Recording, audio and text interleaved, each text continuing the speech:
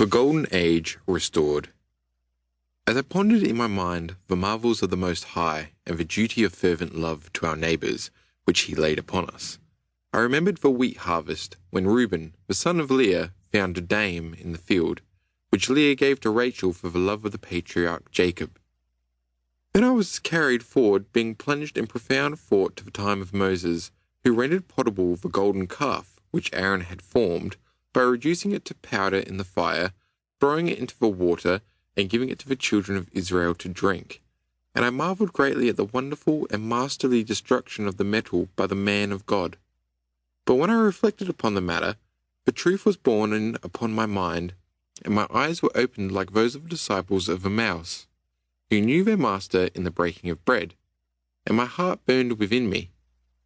Then I retired to rest, that I might consider the matter further on the morrow, and fell into a deep slumber, when, behold, Solomon appeared to me in all his power, wealth, and glory, and with him came his whole harem.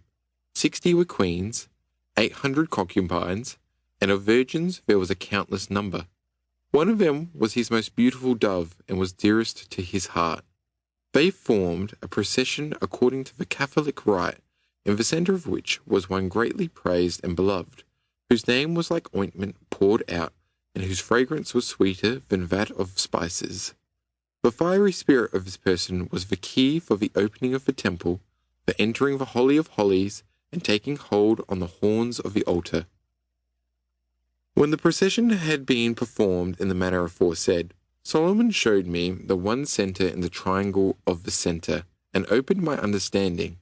Then I observed that a woman stood behind me, who had bared her breast from a deep wound in which blood and water had gushed forth.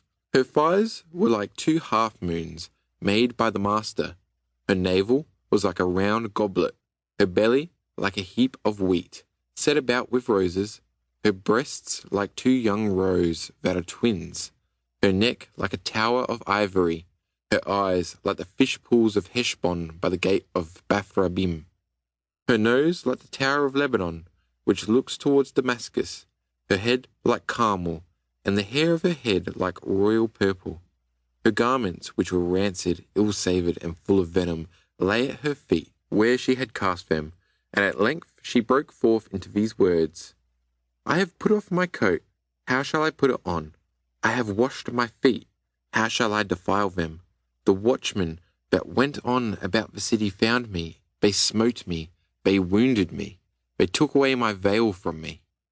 Thereupon I fell to the ground with great and ignorant terror, but Solomon bade me rise and said, Fear not, for you see nature bared, and the most secret of all secrets that is found beneath the sky and earth. She is beautiful as Tirzah, comely as Jerusalem, terrible as an army with banners, and nevertheless the pure and chaste virgin of whom Adam was formed and created. The entrance of her tabernacle is sealed. She lives in gardens, sleeps in the double cave of Abraham, in the field of Hebron, and her palace is in the depths of the Red Sea, and in transparent caverns. The air bare her, the fire nourished her, therefore she is the queen of the earth, and has honey and milk in her breasts. Her lips are as a dropping honeycomb, honey and milk are under her tongue, and the smell of her garments is to the wise like the smell of Lebanon, but to the ignorant an abomination. And Solomon said further, Awake, and see my whole harem, and say what it is like. And straightway his whole harem was stripped naked. Yet could I not find or judge, and my eyes were sealed, lest I should know the secret. When Solomon saw my infirmity, he set that naked woman apart from the rest of the harem, and said, Your thoughts are vain, and your mind is sunburnt. Your memory is shrouded in a thick mist, so you cannot judge anything correctly. But if you are on the watch and make good use of your present opportunity, the bloody sweat and snowy tears of this virgin will have power to restore you, and to strengthen and clarify your intellect and memory, so that your eyes may see the secret wonders of the Most High, the height of the things above, the depth of the things beneath, and that you might clearly understand the powers and operations of all nature and of the elements.